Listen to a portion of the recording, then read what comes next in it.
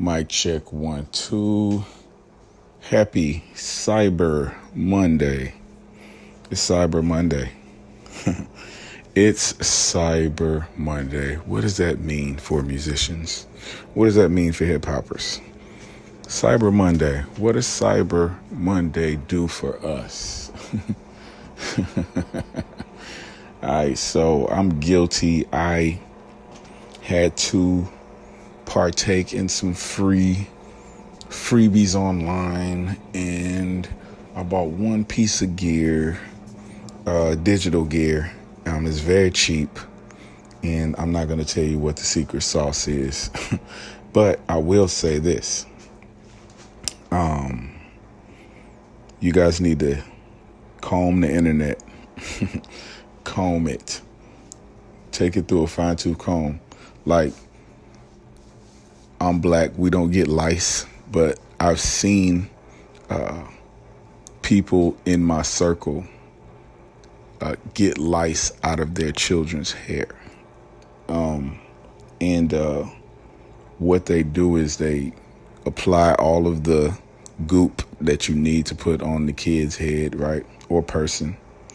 And then they take this real teeny tiny little fine-tooth comb, and then they have to go over it over and over and over until it's kind of gross. It's actually very gross. But I was trying to make a fine-tooth comb analogy, and it just went the wrong way. Lice are very gross. Being a man in the black delegation, I'm happy we do not have to deal with that. Anyways, good morning. I need some coffee. I am taking care of business. Just trying to make sure that this Cyber Monday is successful and that I don't end up in a cardboard box. Ooh, this deal and that deal, and look at this and look at that. Oh my God. Let me get this coffee. So, yeah, Cyber Monday is live. There's plenty of companies out there that are participating. A lot of them have free stuff. A lot of them have stuff marked down over 60%. Over 60%. Plus, it's, time to quarantine. And so it's just the perfect time for people to work on music and perfect time for people to invest in themselves, Who better to invest in, who would you rather invest in? A lot of people invest in a lot of things. Let me pour my coffee real quick. A lot of people invest in a lot of stuff. Why not invest in you? You feel me? As I pour this delicioso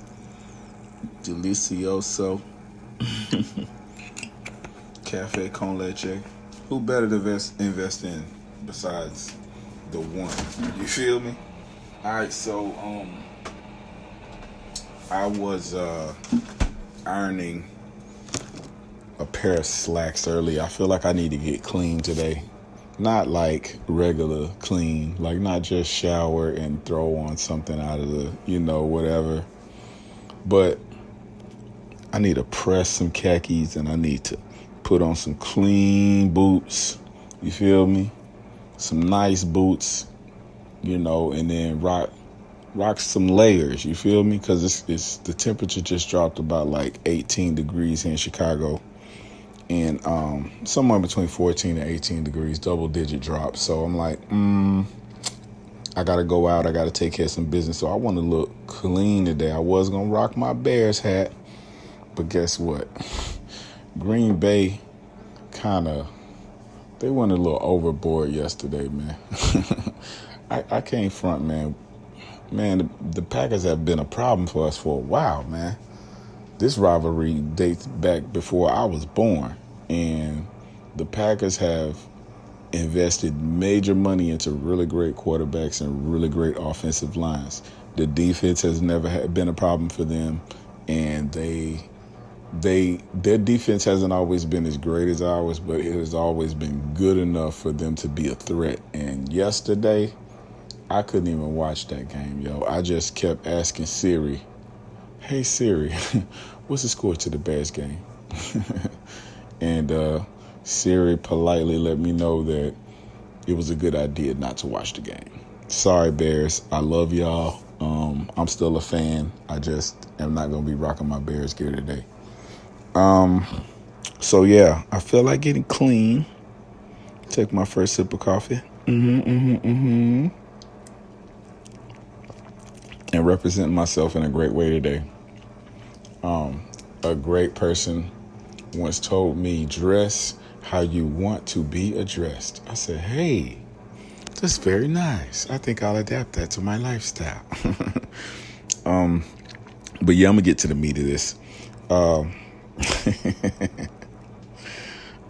Today, when I woke up, of course, like I said, took my shower, started ironing, getting clean, and I started to think about hip hop, and I started to think about rock. I was listening to this K-pop group, and they have this song called 90s Love, right? And they got all these 90s drum kits and, throwback stabs and breakdowns, like Boys to Men type breakdowns. So they're rapping and singing, and it's pretty dope. But I was thinking to myself, like, hip-hop is not like rock in the sense that it continues to be competitive like rock, but it's not like rock in the sense that rock celebrates its artists in a different way long term than hip hop does. Hip hop treats its legends like over time they degrade. They like they undergo degradation, like their skill is less, or they aren't as great as they were during their prime. And I don't like that. And it may be because I'm aging and I'm pro-aging. I'm not for somebody jamming a needle in my face and making me look like a cat. I'm not for, the surgeries to like age gracefully. It's okay to have gray hair, It's okay, but that's not what I wanted to get into. I wanted to talk about the contrast between hip-hop legends. Oh, iron still plugged in. The contrast in between hip-hop legends and rock legends. And mind you, when you're Run DMC, and I was very happy to see Run DMC entered into the Rock Hall of Fame. When you're Run DMC, you'll always be rock legends, right? Run DMC will never not be, I would say, one of the best rap groups of all time. I say that with a cringe because I'm a big Outkast fan, and they had the first hip hop diamond record ever. Best of all time to me, Outkast. But anyways, Outkast and Run DMC are two different generations. They're two different cultures. They're two different styles. I mean, there's a big contrast. But the way that we treat, that's a good segue. The way that we treat Outkast and the way that we treat Run DMC is totally different. And I would say there's a lot of people in the hip hop community that do celebrate Andre and Big Boy. There's a lot of people that do celebrate Run DMC even now. Although it's different. We don't have a hip hop Hall of Fame. Why not? Nobody's organized this. You know what I'm saying? I'm not the person to do it. I'm not good at stuff like that. Like I would say, that's not my ministry, as people say. You got God's ministry and you got what you think you should be doing. And a lot of times I'm out here doing stuff that I think I'm supposed to be doing, but I get a nice little check like, You ain't supposed to be doing that.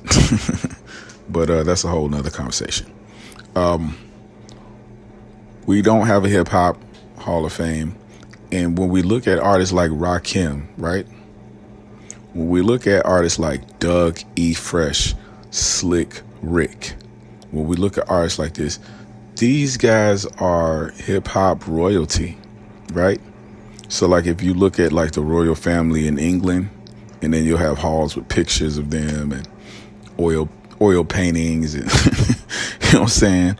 They have trinkets, gold trinkets laying around their memory. Yo, these dudes have sacrificed so much to put their art out, right?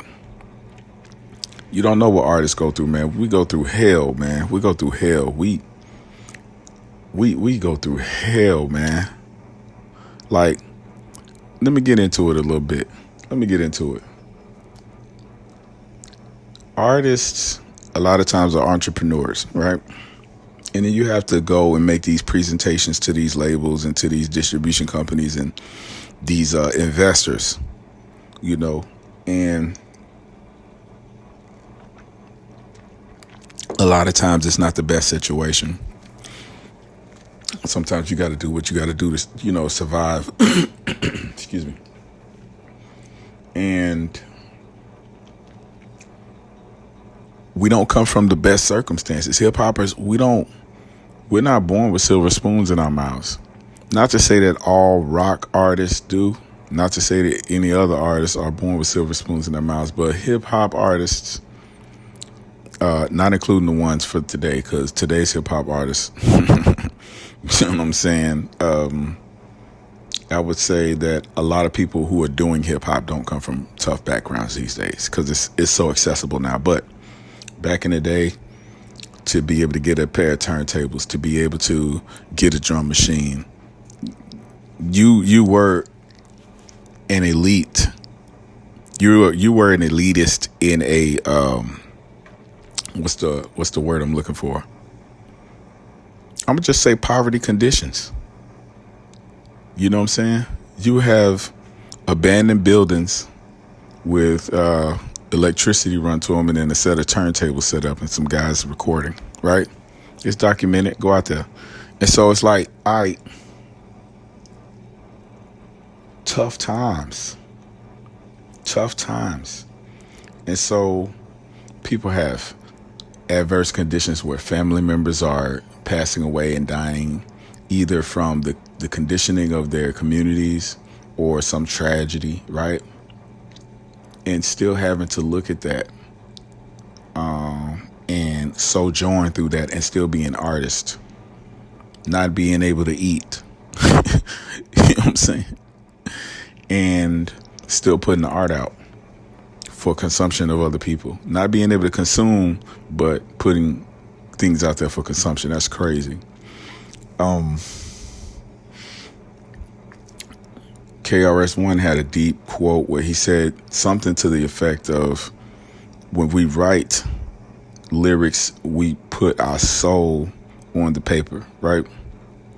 And we put our soul into the music, right? And in essence, artists are selling their souls. And I was just like, dang, that's heavy, man. That's heavy. Like I'm still marveling at that quote. But having a situation where you aren't able to be a real consumer and giving yourself for consumption is tough, right? And so you have these poverty-stricken areas that birth these beautiful Tupacs, and they birth these beautiful Biggies, right? And you know, the biggest reward, right, for hip hop artists or any artist is for people to appreciate their art, right? to want to consume it and to value it at a high level, right? God bless the dead Nipsey Hussle did a pop-up, and I think he was selling his CDs for like, it was somewhere in between like $100 or like $1,000 a copy for his CD, and he sold out, right? People was lined up to get the Nipsey Hussle record, right? And I was like, how did this guy appreciate his art on this level, right? Rest in peace, Nipsey. That's that level, right? That's that level of appreciation that artists strive for, no matter what their background is, no matter what adversity that they face to get to that point. Because people go through, artists go through it, man. We go through it. We go through this is a tough one for me. This is a tough one that I deal with personally. Having a certain amount of notoriety and fame, and people equating that to being monetarily successful. Like, I'm not rich. And people presume, I was watching this Lil Wayne, I keep saying Lil Wayne, Country Wayne skit. And somebody was looking at his Facebook or his Instagram, and it's like, man, you got like 1 million followers. He's like, man, these are followers, not dollars. And that encapsulates the feeling that I'm trying to convey. We go through hell, right? And then you have public perception. You know, Kanye had this lyric where he was talking about going to restaurants, ordering the best, and people spitting in his food. And it's like people have this perception of who they think you are, you know, and they treat you according to their faith base on you. You know what I'm saying? And it's bad sometimes, but in the big scope of how we treat hip hop artists, I think that hip hop artists, especially the elitists, should be treated with more love and respect, especially respect, because, you know, hip hop is a gladiator sport, right? And if you're not recognized by the Hall of Fame, right, the Rock and Roll Hall of Fame, if hip hop, which is hard for a hip hopper to get into that, but you can.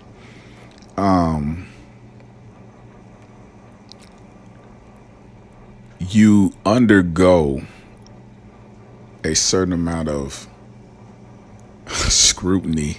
It's horrible scrutiny. It ain't like, it's a disdain. There's a tone of you wasted your life to it. I never liked that music anyway. There's this tone of that's not God's music. There's a tone of you should have done something else. No matter what accolade that you have, right? You could have a Grammy. There's artists with Grammys that people look at them like they have lost it. They call them washed up, of all things, right? And these people have damn near died and lost their lives for the art, and get these accolades, and then you get to the point where people are writing bad articles about you. How you know, well, I'm not going to get into all that. Let me bring it back in. So, in essence, you'll have groups. I really love rock. I collect vinyl. You'll have groups like Aerosmith. You'll have groups not even necessarily like hard rock. Like you'll have groups like Dave Matthews Band. You'll have groups like Kiss from the 80s. Def Leppard, AC/DC, Ozzy Osbourne. I can go on and on and on. And they'll do, soon as coronavirus is over, like over, like if we get rid of this pandemic, right?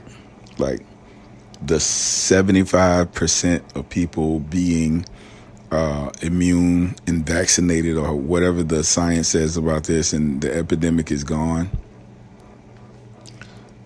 those artists are going to be selling out stadiums. Easy. Because they're celebrated a certain type of way. Social media frames, or I would say the media in general, frame hip-hop artists and rock artists differently. And at the end of the day, I don't like it. I hate it. I hate it with a passion. Because one, I'm a hip-hopper, but I recognize the adverse conditions that hip-hoppers have to endure. 8 Mile is a good movie to really see the grimy aspect of living in a trailer park, right? But you don't have Fruity Loops. You don't have a licensed copy of Pro Tools on your laptop back in those days, right? You have to figure out how you're going to get money to live on. Figure out how you're going to get money to go to the studio. When you have to sacrifice live on money to go to the studio, then you got to record a great quality recording, and you have to put that out in order to be able to hopefully find somebody to appreciate your art. It's a great way to look at coming up from, slum status to having your art appreciated. So, in essence,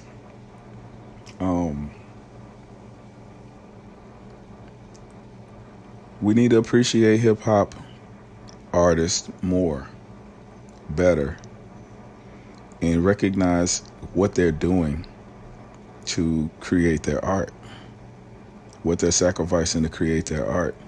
And then when they start aging,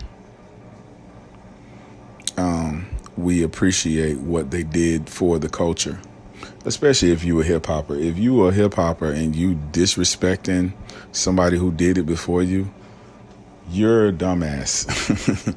Like, you have to recognize the person who paved a road for you, right? So here's the deal. I was in North Carolina, right? First time I saw mountains. Had some shows in South Carolina. First time being in the mountains and on this road trip. And there, at one point, we were driving and we were in the mountains, right?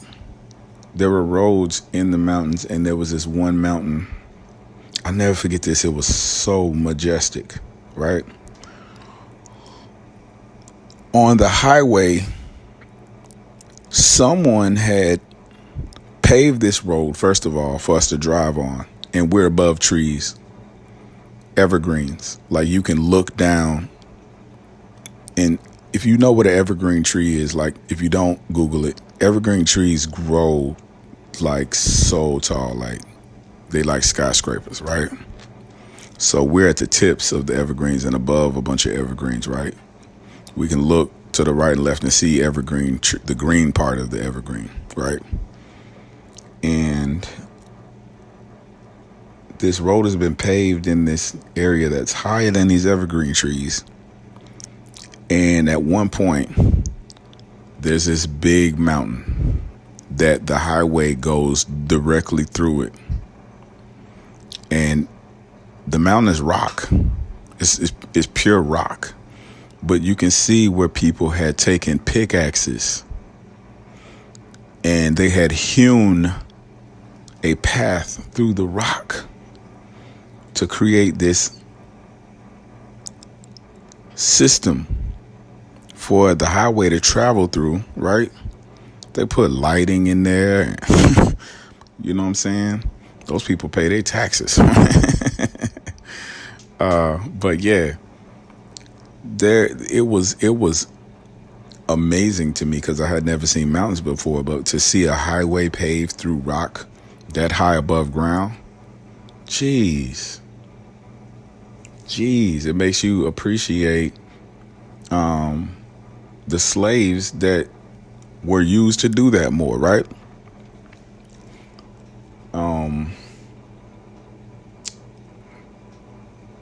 Didn't want to go that deep, but people who sacrificed for you as an artist to do what you do before you were here, you need to have a little bit more appreciation for those people.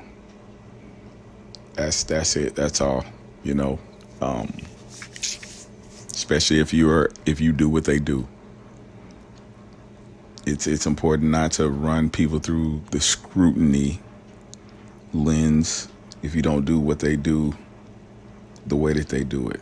And, you know, if you're a critic and you don't do hip hop, but you criticize it, it's kind of funny that, you know, commentators in the peanut gallery in the comment section are usually people who can't do the skill that they are ostracizing. Think about that for a second. You can't do what we do, but you got something to say. And if you tried to do it, you couldn't do it on the skill level that we do it. So shut up. Shut up. What the new generation of kids, they be like STFU. But yeah, it's brother. I gotta go and take care of some Cyber Monday type business. So I'm gonna wish you guys a happy Cyber Monday. But departure, right? Departure is such sweet sorrow. Departure is such sweet sorrow. But I must bid you adieu, my fair love. Departure is such sweet sorrow. But while time be betwixt me and thee, absence does make the heart grow fonder and fonder.